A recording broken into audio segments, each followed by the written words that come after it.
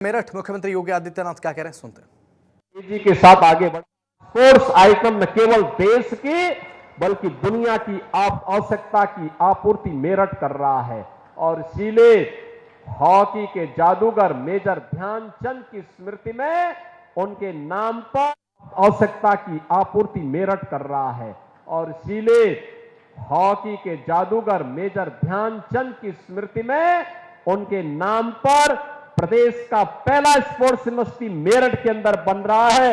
युद्ध स्तर पर कार्य चल रहा है और मेरा विश्वास है कि जब ये मेरठ का स्पोर्ट्स यूनिवर्सिटी बनकर के तैयार होगा तब यहां पे ओलंपिक में मेडल प्राप्त प्रदान करने वाले एक से एक युवा को हम मेरठ से पैदा करने और मेरठ के विश्वविद्यालय में से हम आगे बढ़ाने का काम करेंगे।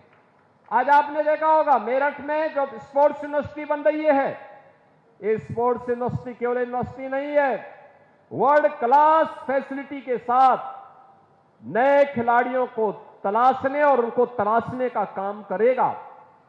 इसलिए मेरठ अब यहां पर अत्याधुनिक इंफ्रास्ट्रक्चर के साथ आज मजबूती के साथ खड़ा होकर के आगे बढ़ रहा है। एक तरफ यह, दूसरी तरफ शिक्षा के भी एक बड़े हब के रूप में नए नए विश्वविद्यालय, नए नए तकनीकी केंद्र आज मेरठ के अंदर स्थापित हो रहे हैं। सरकार इन सुविधाओं को पूरी मजबूती के साथ आगे बढ़ाने का काम कर रहा है। ये डबल इंजन की सरकार का यही लाभ है, बिना भेदभाव के आपको इन सुविधाओं का लाभ मिलेगा। मेरठ के अंदर अभी मैं यहां की ही एयर स्ट्रिप पे उतरा हूं, मैं हिंडन में नहीं उतरा, मैं सहारनपुर में भी नहीं उतरा, दिल्ली में भी नहीं, मेरठ में ही मैंने अपना एयरक्राफ्ट उतारा है और यहीं पर उतर करके मैं आपके बीच में मात्र 15 मिनट में कंकड़खेड़ा में पहुंचा हूं। बहन और भाइयों, मेरठ में संभावना है और बहुत शीघ्र देश का पहला, देश का सबसे बड़ा एयरपोर्ट, इंटरनेशनल एयरपोर्ट जेवर में बनने जा रहा है।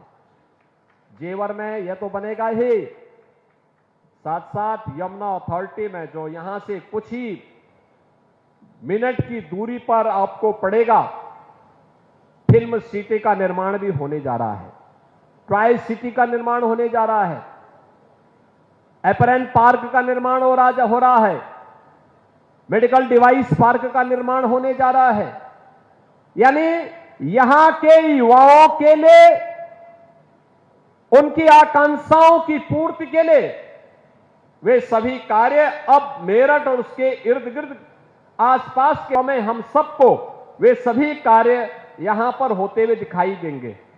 और आज यहां के विकास की ही कड़ी को नई ऊंचाई प्रदान करने के लिए प्रधानमंत्री मोदी जी के करकमलों से कुछ ही देर में मेरठ में श्रम विभाग के माध्यम से नए योजना यहां के राज्य बीमा कर्मचारियों के लिए एसआईसी हॉस्पिटल, 100 बेडेड आधुनिक सुविधा से युक्त एक हॉस्पिटल जो 150 करोड़ रुपए की लागत का है, ये प्रधानमंत्री जी के कर कमलों से उसका शिलान्यास होने जा रहा है।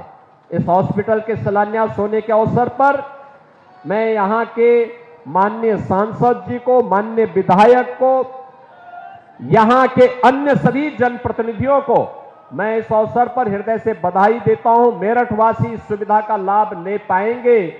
यहां पर राज्य बीमा से जुड़े हुए सभी कार्मिक इस सुविधा का लाभ ले पाएंगे। इस विश्वास के साथ मैं एक बार फिर से मेरठ वासियों को, प्रदेश वासियों को इस सुविधा का लाभ प्रदान करने के लिए आदरणीय प्रधानमंत्री जी के प्रति हृदय से आभार व्यक्त करता हूं और आप सबको, पूरे प्रदेश वासियों को धन्वंतरी जयंती के अवसर पर जो इतनी सौगात मिलने जा रही कि 70 वर्ष से ऊपर का हर व्यक्ति इस सुविधा से आच्छादित होगा।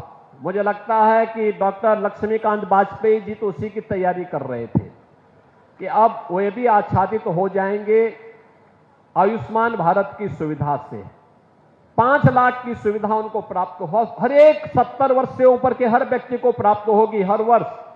और आप एक तो आपके पास एक गारंटी होगी, दूसरा, यहां पे हॉस्पिटल का भी शिलान्यास होने जा रहा है। यहां पर और भी अन्य अनेक सुविधाएं आने जा रही हैं और विकास का यह सिलसिला हमारे कर्मठ जनप्रतिनिधियों के मार्गदर्शन, उनके नेतृत्व में अनवरत इसी रूप में चलता रहेगा। इस विश्वास के साथ आप सबको मैं दीपावली की, भैया दूज की, गोवर्धन पूजा की और वाले यानी आज से प्रारंभ होने वाले 5 दिवसीय दीपोत्सव के कार्यक्रम की हृदय से बधाई देता हूं। कल मुझे अयोध्या धाम रहना है। अयोध्या में रामलला के प्रकट होने के बाद, रामलीला के विराजमान होने के बाद पहला दीपोत्सव का आयोजन भी है और मैं आपका भी आह्वान करूंगा, अयोध्या के दीप के साथ आपके घरों में भी दीप जलने चाहिए। भगवान राम के आगमन पर आपके घरों में भी दीप जलने चाहिए। इस अवसर पर आप सबको दीपावली की हृदय से बधाई। दीपावली की खुशी आपके जीवन में, आपके पारिवारिक जीवन में, आपके सार्वजनिक जीवन में निरंतरता बनी रहे, इस विश्वास के साथ आप सभी को मैं अपनी हृदय से बधाई देता हूं, अपनी शुभकामनाएं देता हूं। धन्यवाद। जय हिंद, जय जय श्री राम।